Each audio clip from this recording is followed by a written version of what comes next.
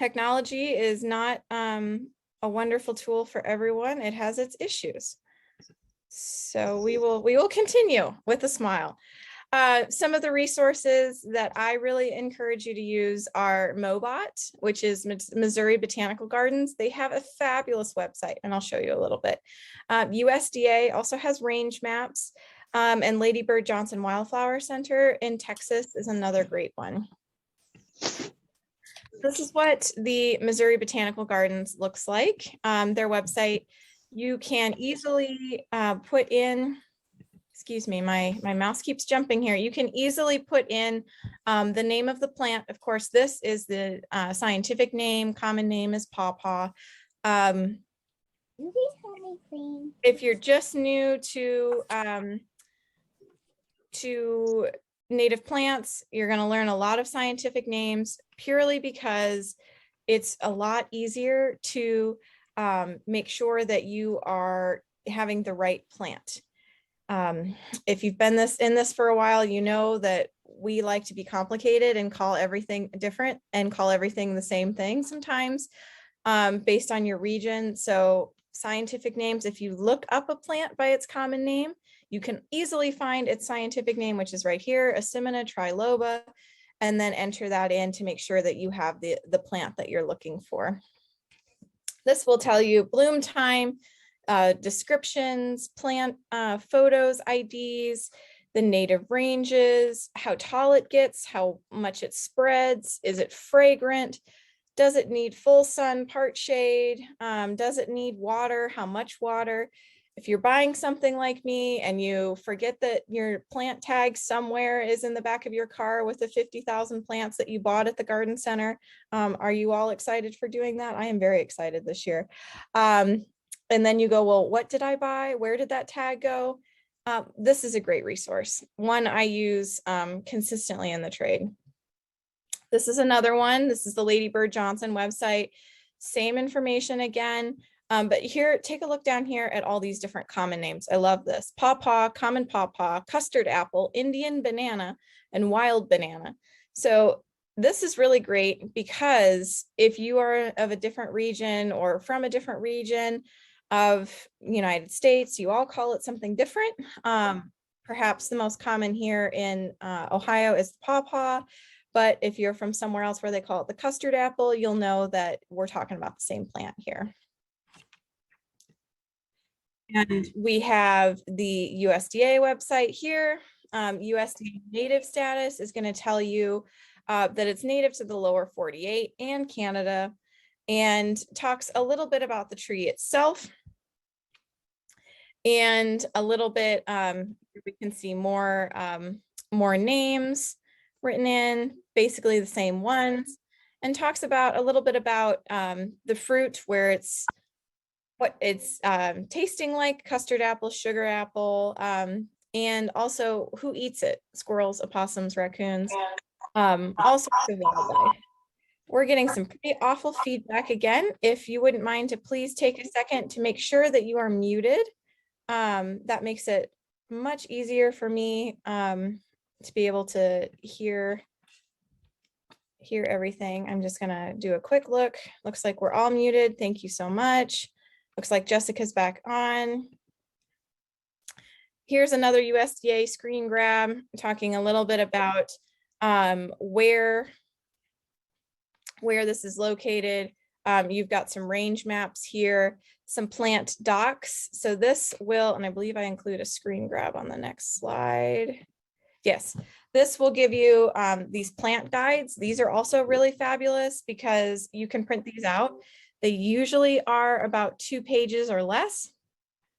And something that I encourage folks to do is print these out, put them in a binder, and then call it like my yard or whatever. And then you know all of the plants that you have in your yard, because a lot of people, when they plant and when they start getting into this, can easily forget what they have and say, oh, well, so-and-so remembers what I have because they were over for tea that one day and they said that's a, write it down, print it out, put it somewhere, and you'll thank me later. Just trust me on that one.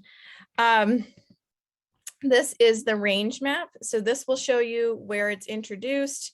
Don't have any states where it's introduced, where it's native. We're native in Ohio. In the lower 48, you can see down here, L48. These are really awesome. Again, these are from the USDA's website. Really wonderful resource. So why should I choose native plants? Native plants are already adapted to our climate. They are already going to withstand the drought that we have in the summer, the wet spring that we're going to have. If we're going to get snow, dare I say that out loud? I know Northern Ohio got snow today, so they're going to be adapted to this. And any crazy weather that comes our way, they are going to be most adapted and most hardy. They provide resources for birds and butterflies. These are going to be your workhorse plants, the ones that are going to bring nature into your yard, create a really healthy ecosystem, have extremely long root systems. So you're not going to have to worry so much about runoff and stormwater runoff. It's going to be filtered through those roots. Really all around wonderful plants. And people say, well, native plants aren't as fun as the ones that have polka dots and, you know, are real frilly at the garden centers. And okay, yeah, you can have both though. And also native plants are pretty cool. There's a lot of different varieties. And I encourage you, if you're bored with what you have, try a new variety or share some seeds with a friend that might have something that you really enjoy. And there's all sorts of plants that and things that you can do with native plants to make them really pretty fun. And the butterflies that you're bringing are going to be just as good. So what is a nativar? So I know I've been talking a lot about garden centers and using that phrase quite a bit. Garden centers usually have nativars if they don't have some natives. So what is a nativar? A nativar is a cultivar of a native plant. So here on the left, you can see the straight native species. So on the top here, we have the red columbine, and then you can see the cultivars where we've got it in yellow, we've got it in red that kind of goes down with an extra little frilly leaf on there. We've got it in purple, we have it doubled. These are all cultivars, so they're selected of the plant for a specific characteristic and are very genetically the same, but they are selected for a different variety. Of course, the one on the end here that is doubled is most likely a cultivar that has been genetically selected for a doubling mechanism in the center of the flower. There's also that, but the main point that I'm trying to get across here with this image is to show you that nativars can come in all sorts of varieties. And gardeners tend to enjoy them. Landscape designers tend to enjoy nativars because they are a little more, shall we say, ruly. They stay in one place. They mound really nice usually.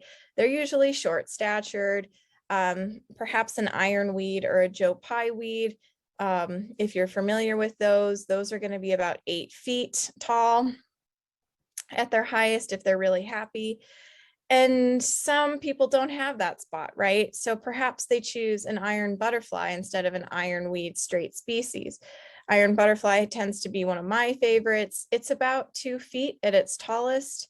It has a very small, short mounding stature and still has those ironweed blossoms that we all love and that purple color. Same thing with our asters on the bottom row here. There are pink asters that come from a native aster that are classified as New England aster, Syntrophium. They just changed the name. Novae Angli, I believe is the new name, or the one that they're keeping. But there are selections where it is a little brighter, it is a little more purple, it might be a little more pink. And so those tend to be nativars. If you'd like to read some more information on nativars, because this usually, again, is something that can be hotly contested and debated, I encourage you to go to wildones.org, position statements, nativars. It's got really awesome resources on the statement about nativars, why nativars are important, and why nativars matter, so to speak. So another thing that's important to note with nativars is oftentimes your big box stores, your Lowe's, your Home Depot, things like that are not going to have straight native species. Your Natives in Harmony, Scioto Gardens, Dawes Arboretum, they're going to have your really straight native species. And there's nothing wrong with having nativars. However, there are some folks that believe that there is less benefit to bees, butterflies, and an ecosystem if it is a nativar. I would say if it is more on the cultivar side, it's going to be more difficult for birds, bees, butterflies than a straight nativar because the genetics are the same. However, I'm a inclusive person, and if we can get a nativar out into landscape rather than a petunia, so like just your straight that you would go and purchase maybe at Lowe's or Home Depot, Walmart, I will choose a nativar any day. So in my mind, this is really an open door for those that are new to this. And I think we should be encouraging of anyone that wants to plant plants in their yard. And if they want to plant a nativar, that's even better. And if they want to talk about natives, I will jump up and down. So that's sort of my feeling on this. I know pretty much everybody has different feelings on what a nativar is. And the reason I'm spending so much time on this is just because you'll hear this thrown out and around at garden centers and garden clubs. And I assure you that, purchasing a nativar is fine. Purchasing a native plant where you know where the genes and come from and where it is genetically native to is like the best thing in the world. So Scioto Gardens, Natives in Harmony, the Dawes Arboretum all has that. And if you haven't planned a trip there yet for one of their plant sales, I really encourage you. There's also Wild Ones plant sale, not to plug too hard. But that is going to be Labor Day weekend, and we're really excited to have natives that are genetically for our area, as well as Gail will be there from Natives in Harmony. So we're really excited. Where do I buy native plants?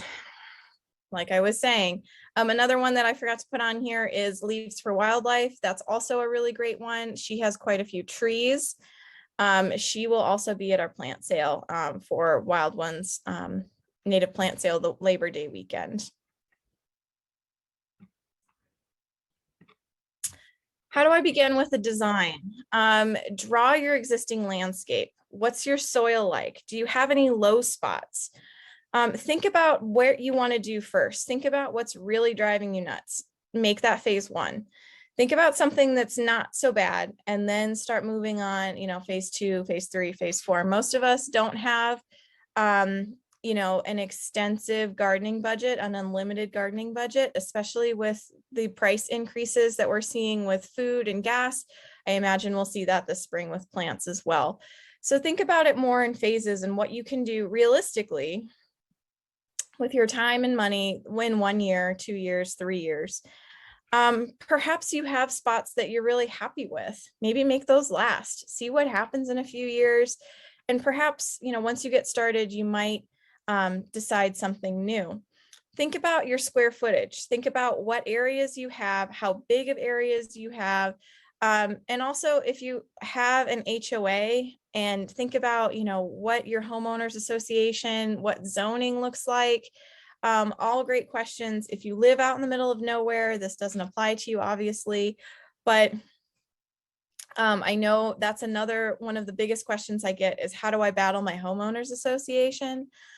And that's hard. A lot of homeowners associations have very specific rules and guidelines, and they want 4 boxwoods and perhaps, some flowering something, and that's it. I encourage you to provide them with education. We like to say the squeaky wheel gets the grease.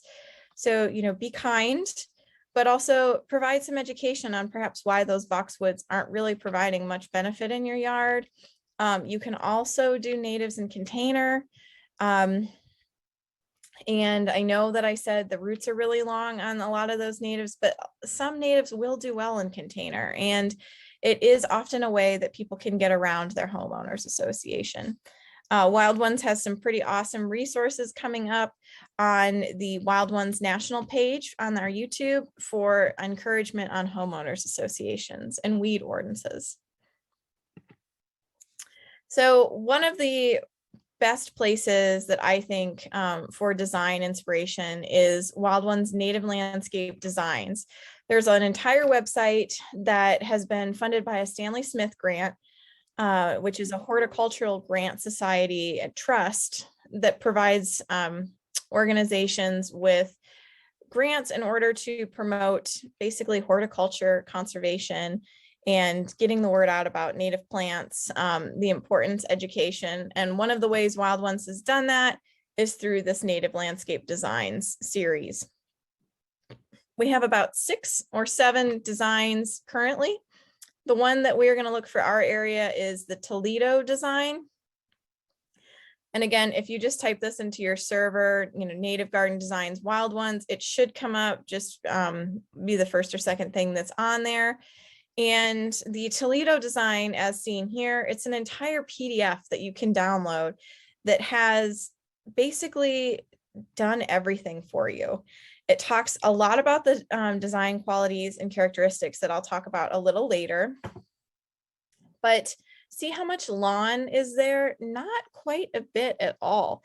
So imagine turning, an hour or 2 hours of mowing into, maybe an hour or a half an hour. How awesome would that be? But also there's place for the kiddos to play, the dog to run around, and some seating area ideas, some patio ideas. Now you might say, well, my house doesn't quite look like that. Use this as inspiration, use this as a generic guide. If you've got, perhaps, you like the front area plants, put them in the back. If you like your front area, but you really like the plants in the front, you can mix and match here. There really is, the sky is the limit with this, but it's going to give you some idea of placement. So you can, perhaps square off a bit of this design and move it somewhere else. That's totally possible. You don't have to stick to this as a blueprint. It's your landscape. Remember that this entire time. It's what you want, your ideas, it's your landscape. It doesn't have to be anybody else's. You don't have to follow anybody else's rules. It's yours. You can make it as individualistic as you want, or if you like to follow a pattern, you can do that too. So these are all downloadable on the website, and I will show you a little bit more about that. This talks a little bit more about the phased approach.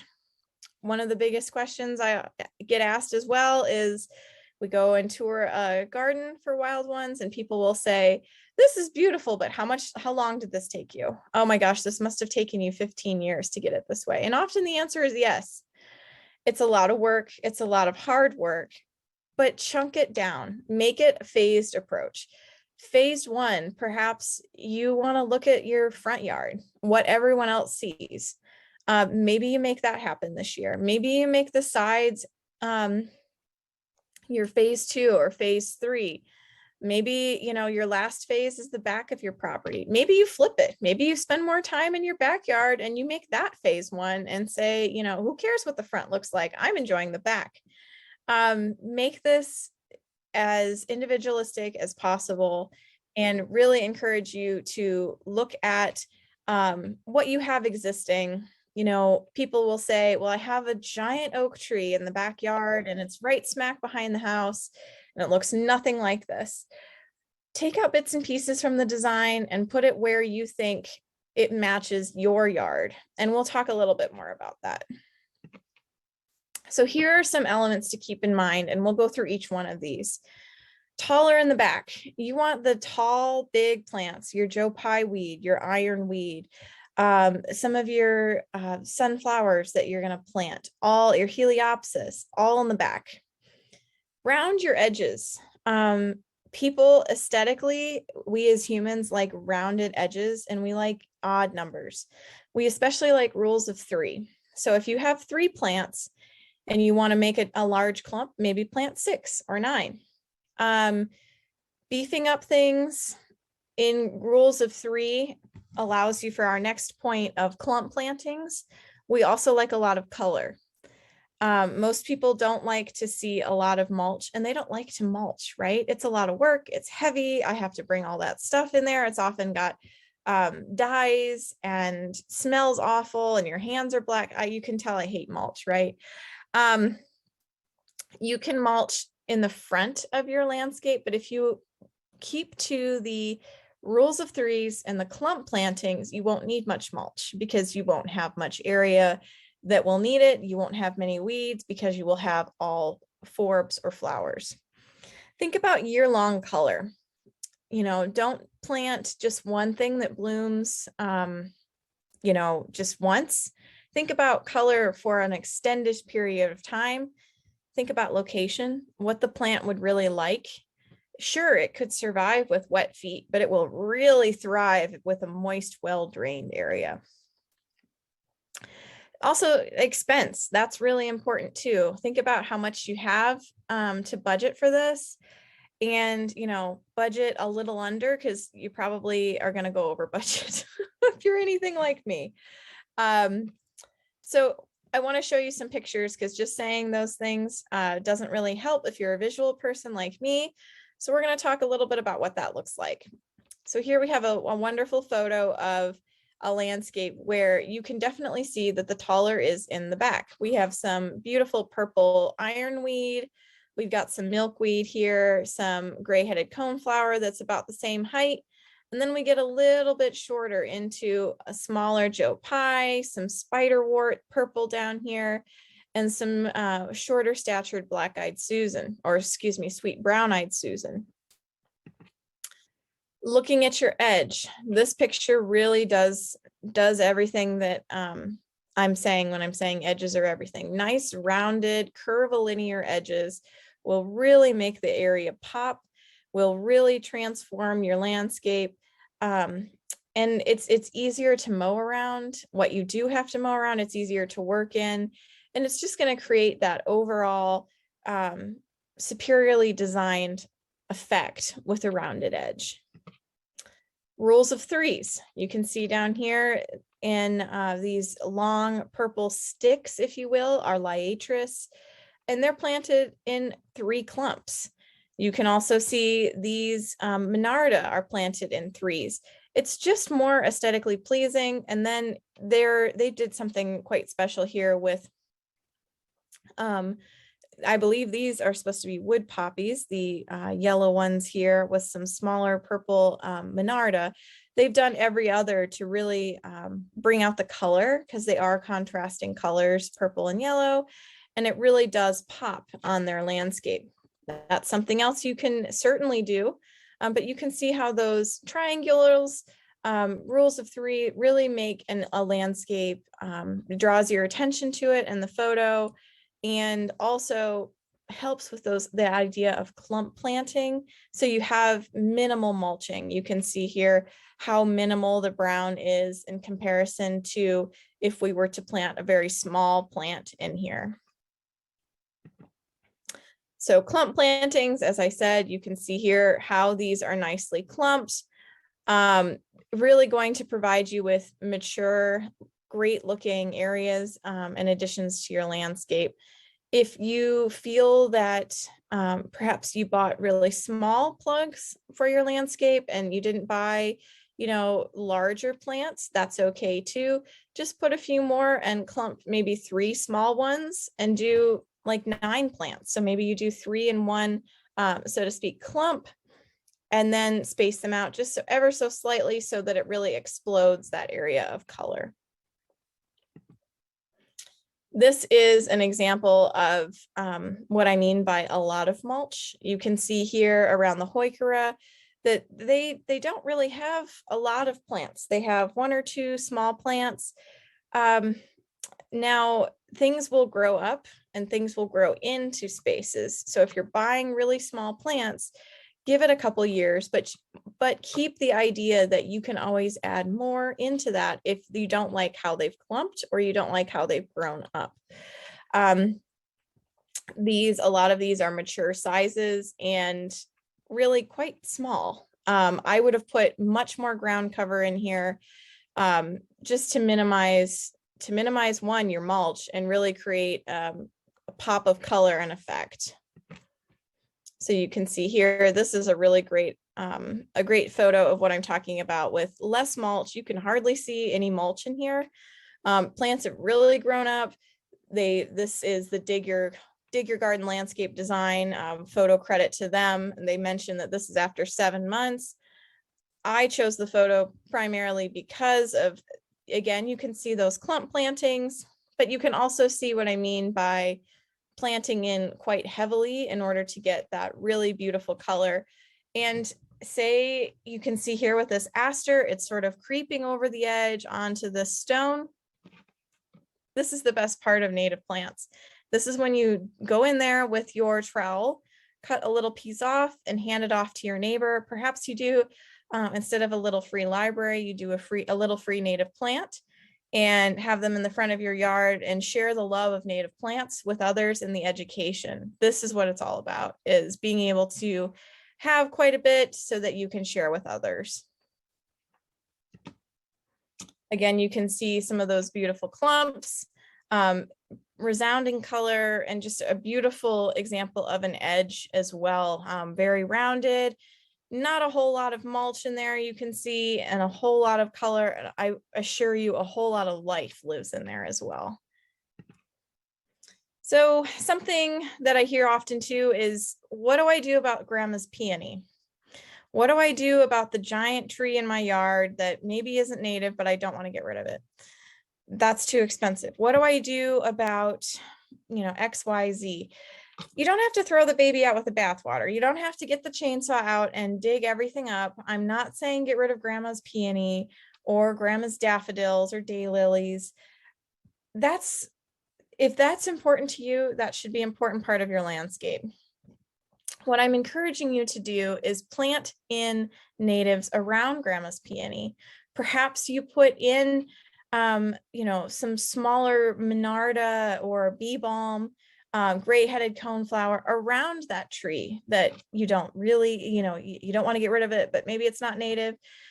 Include those elements into your landscape that you feel passionate about, but also put in natives as well.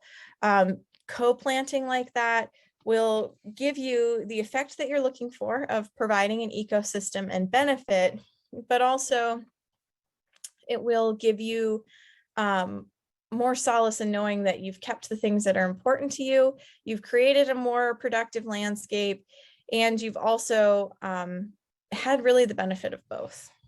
It is possible. What I mentioned before, year-long color. Look for plants that have lasting color and different bloom periods. So you can see here, we've got some beautiful aster, some phlox, Monarda, gray-headed coneflower. So going left to right, some woodland phlox early in the spring, some bee balm coming out, gray-headed coneflower next in yellow, and then some aster in the late fall. Aster is a beautiful one for those late fall color. When everything else is just looking a little sad, you can count on the asters for just start to come out. Also look at location and location and location again. Where is wet? What will do, will the plant survive or will the plant thrive? Oftentimes we hear things like, well, it did okay, but it maybe it bloomed once, but Joe Smith's over there, man, it bloomed all year long and it was just beautiful. It was huge. It was much bigger than me. And I don't know what I'm doing wrong. Probably not in the right place. So it's probably a matter of you're in a wet spot or Joe Smith is in a wet spot and that plant really likes wetter feet or not wetter feet. We will say that plants will survive okay in conditions that are drier, but man, if you put them on a wetland, on the edge of a pond, edge of a stream, oh my goodness, they will just go to town. So look for plants that fit your location. I know that's hard because if you go and you look at all these pretty plants and you get sidetracked because you say, oh my gosh, everything's beautiful. How do I pick just one? How do I want these, but I know it's not going to do well. Do the plant a favor, do some research, ask questions when you're purchasing plants. Will this do well in wet soil? Will this do well in dry soil? What does it really like? What's going to make it the most happy? And I encourage you to pick the plant that's right for you and your location. Now think about expenses. This doesn't have to break the bank. There's a lot of seed saving programs. Plant sales tend to be cheaper than going to nurseries in general. Oftentimes, if nurseries are bringing their plants to something, like I was talking about the Wild Ones plant sale, Gail will bring out her plants. Wild Ones tends to have really reasonable prices on our plants. You're going to save some money that way versus, perhaps going to a really large retailer, a Wilson's or something like that are going to be a little more expensive. You can buy plants that are small and large. You don't have to buy everything that is, beautiful 2-gallon plants. You can buy smaller plants and let them grow. And, it might be a little more work in the early years, but you're going to save a little more money. So sweat equity, I think they call that. So it's all about your budget and what you can afford.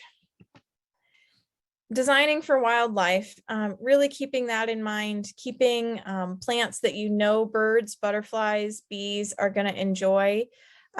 We know that this is on our right-hand side, this is a monarch butterfly enjoying some Joe Pye weed. We've got a Carolina wren perching and using some twigs in some shrubbery. That is really important to have some nesting sites in your yard for birds. Again, we see here scarlet tanager, looking for a nesting location, some bee balm with a tiger swallowtail.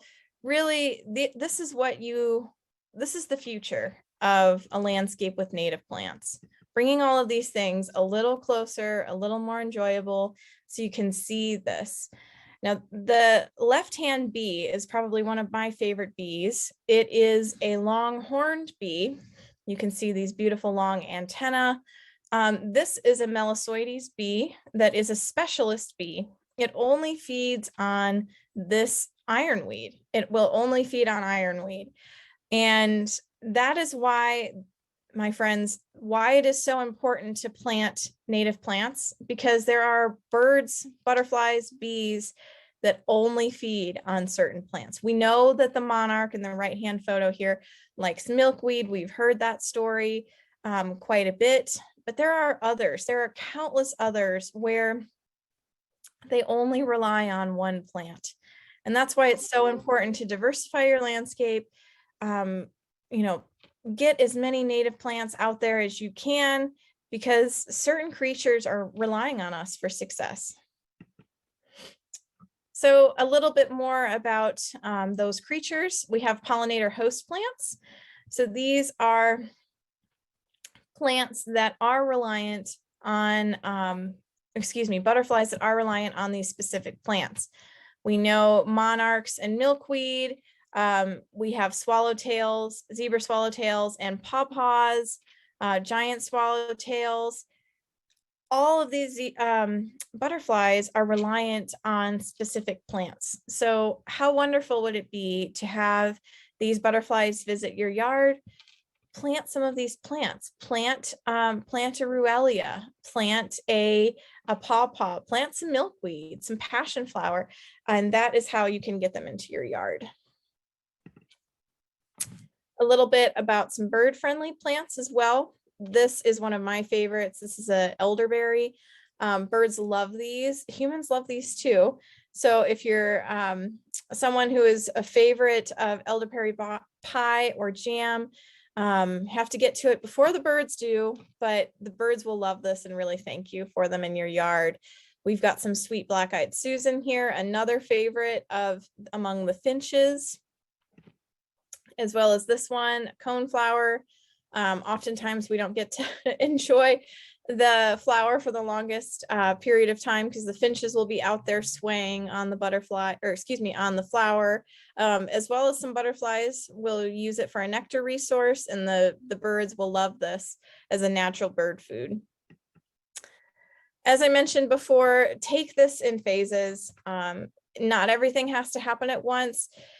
Be patient with yourself and be patient with your landscape, and really look to resources and what you are comfortable with as far as, native plants.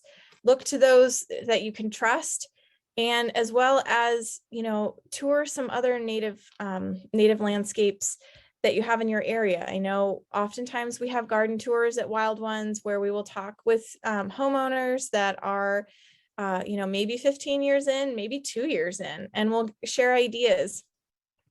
It's a really wonderful way to get ideas and spread knowledge about native plants. So I promised a plant list. There are quite a few with the Wild Ones landscape design, but since I did promise a plant list, I want to choose, excuse me, something has just come up on my computer and locked me out. Don't think you can see it. I hope not. There we go. Some of my favorites, elderberry is one of my favorite workhorse plants. It's a fabulous plant for a wide variety of areas. It does really, really well. Some people say it's a little weedy, but hey, that's okay. We can weed and share. Swamp milkweed is another one that's great. Will bloom in the first year. Monarda is beautiful, beautiful purple color. Coneflowers, birds love coneflowers, as well as butterflies and bees. Ironweed for that Melissoides bee. I know some people say, well, it grows on the roadside. It does too, but it can grow in your yard, and there are quite a few nativars that are pretty adorable. Late blooming aster, so New England aster is a great one.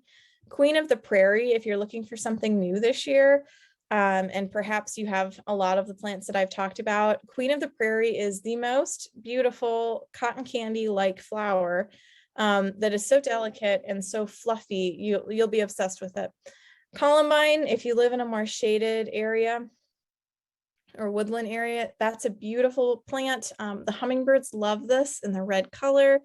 And of course, penstemon off to the right here in the photo is another favorite of mine. And I think we have just about reached our time. And so I will stop sharing my screen, and I welcome any questions, and thank you for joining me today. Holly, excellent job. That was fabulous information. And I'm definitely going to Google and research a whole bunch of those flowers because some of them I didn't know. But we do have some comments and questions in the chat. So the Wild Ones plant sale, is that in fact in Memorial Day weekend? It is in fact Labor Day weekend. Excuse me, Labor Day weekend. Excuse me. Yes, it is. All right. The 28th of May, Labor Day weekend. Excuse me. I quite get those days and their names mixed up. Yes, it is the 28th, that Saturday at Whetstone Park.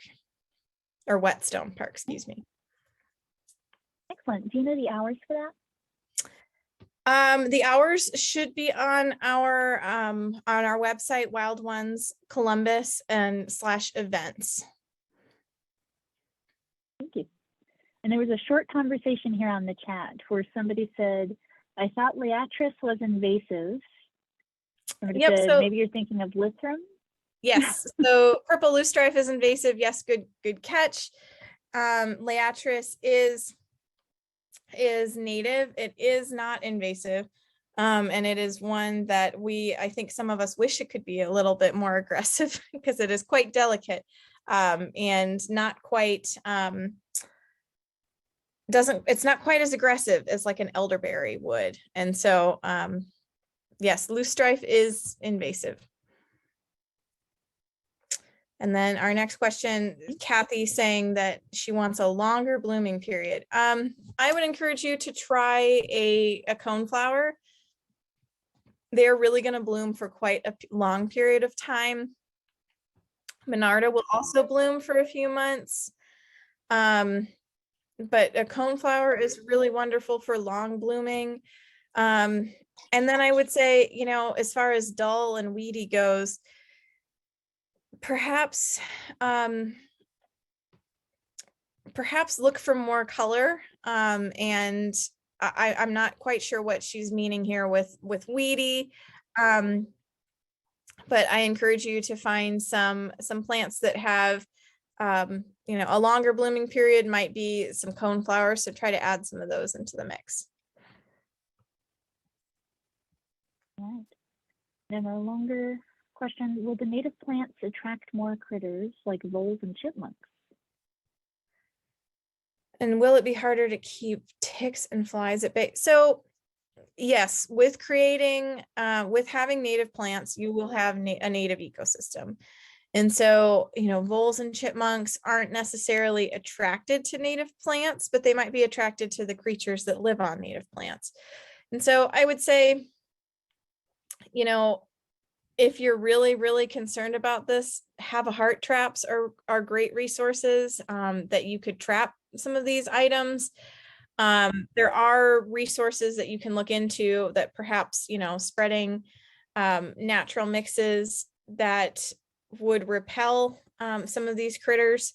Having a preserve behind you is great. Flies and ticks are not great. Ticks can be really hard, and it's everybody, every year I hear people say it's going to be a really bad year. It's a bad year every year. Ticks are not fun. And ticks are just one of those things that we have to watch. So keeping plants a little bit shorter statured, you can do sort of that cut where they grow up a little bit and then you chop them off.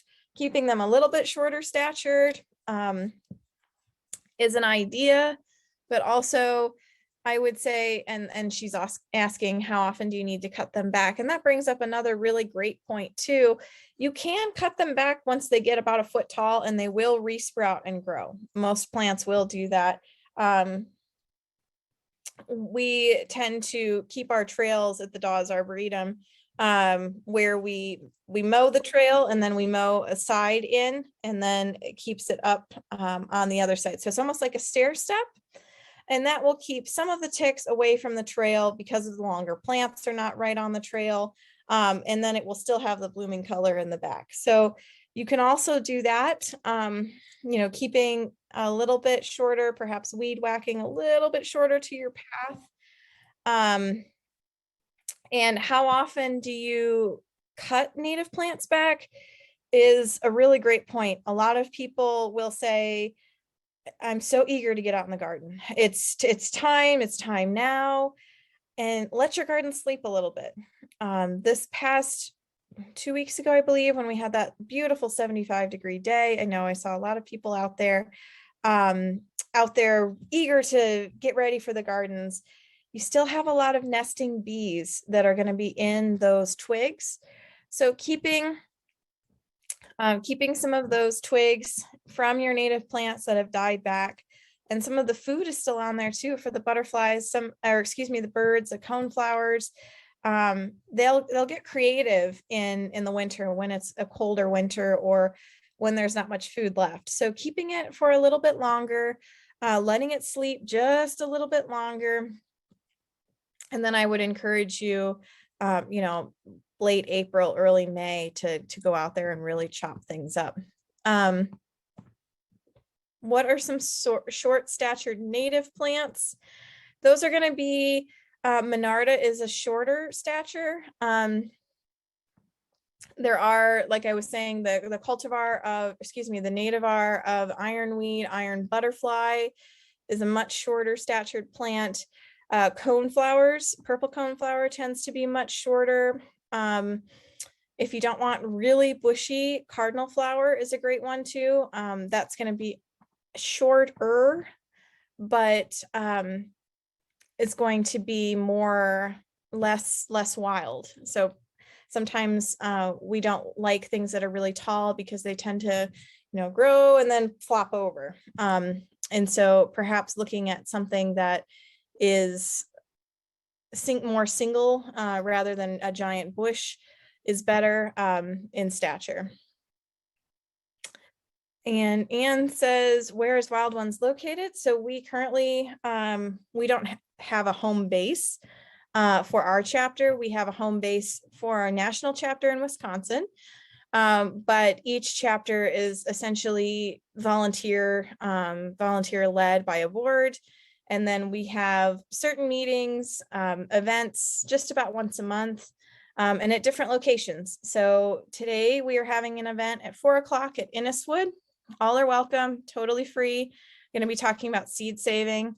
We have next month's event is going to be at talking about spring ephemerals and going on a walk through areas to find spring ephemerals. I believe that one is at Inniswood, but again, check our website, check our Facebook page.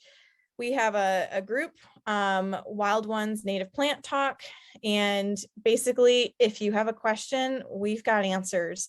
We have a great team of people that are eager to share information.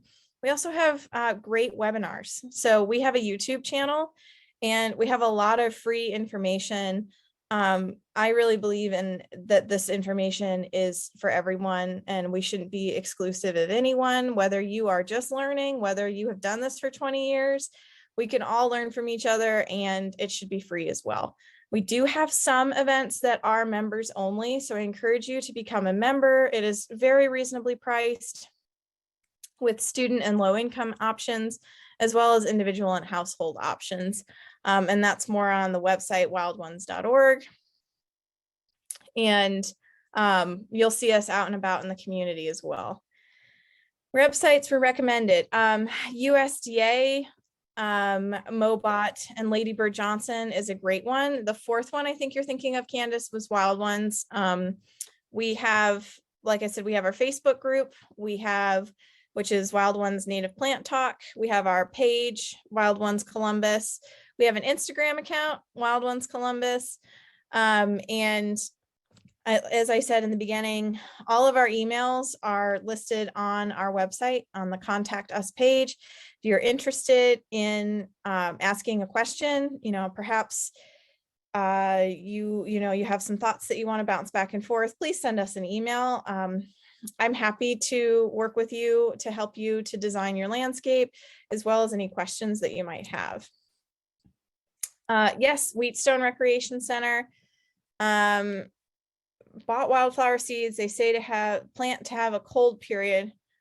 Can I put, yes. So stratification is something I didn't touch about in today's webinar, but when we plant seeds, oftentimes they need to go through a dormant period called stratification or natural stratification, which happens outside with our winters. When plants have bloomed, seeds drop, they go through a winter period, and then they're ready to start growing. Native plants usually take about 2 years before they bloom. So if you're planting from seed, be patient and don't think everything is a weed just yet. Hold off. If you really know it's a weed, looks like a dandelion, pull it.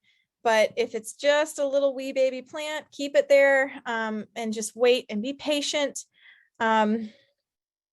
It will be worth the wait for it to bloom.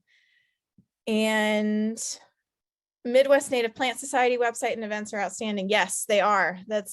Those are also great resources. Wild Ones is not working on the rain garden project. So yeah, I think that's all of our questions. If anybody else has any questions, I'm welcome to take them as well. It's been wonderful to have you all here today, and I've quite enjoyed it. I hope you have as well. Oh, I think you're muted, Jessica. Earlier, my internet did die, so. Oh, no worries. No worries. That's technology. That's right. One thing that may happen is the recording may actually go onto your computer. So, so at the end of this, if you wouldn't mind emailing that to me, that would be great. I will once it downloads. Everyone, thank you so much. Thank you. But everybody, thank you so much for coming. And as a reminder, the next gardening program we have is actually on rain gardens, and that is April 7th.